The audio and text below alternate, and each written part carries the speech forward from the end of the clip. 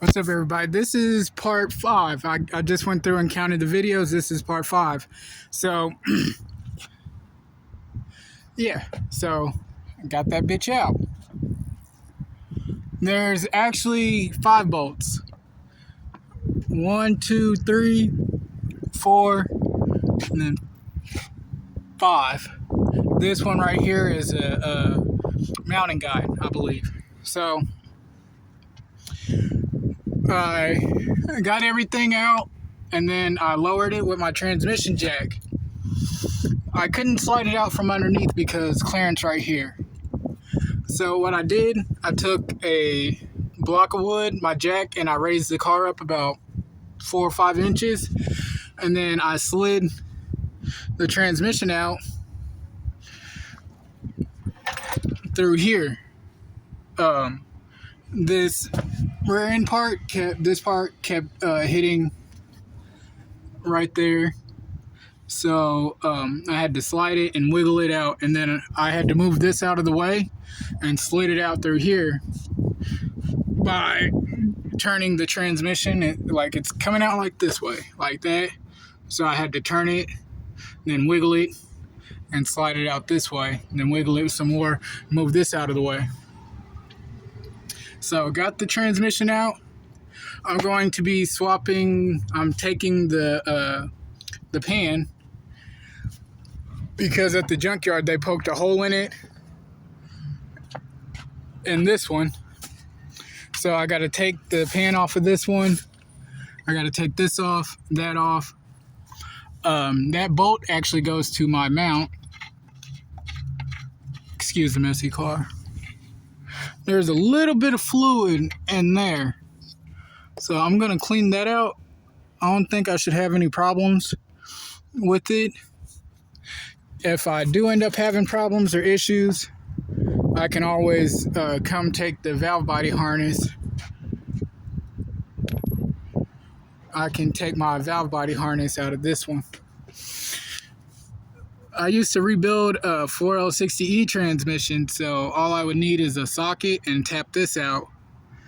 And I'm gonna break this loose and see what the valve body and shit looks like inside, because no, I got a little bit of fluid in there too. It must be. It mustn't. I don't know. I don't think it's gonna hurt anything.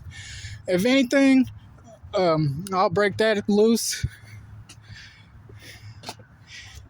I'll break this loose, and I'll throw a little bit of sealant, RTV sealant, or I got that at AutoZone.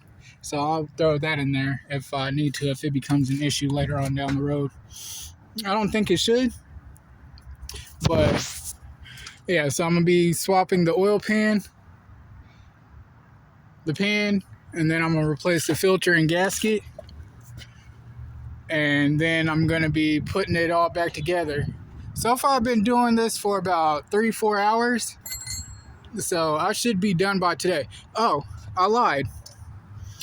These, where are they? These right here, that go on these studs, they're 15. And alright, so make sure you take them out in order. This is the back one that was back through there, and then this one, this one's different length than the other ones, so don't mix them up. Just take them out in order and put them in your battery tray. That's what I did. I broke this gas valve, I believe, so I'm gonna go to the junkyard and snatch one off of a car.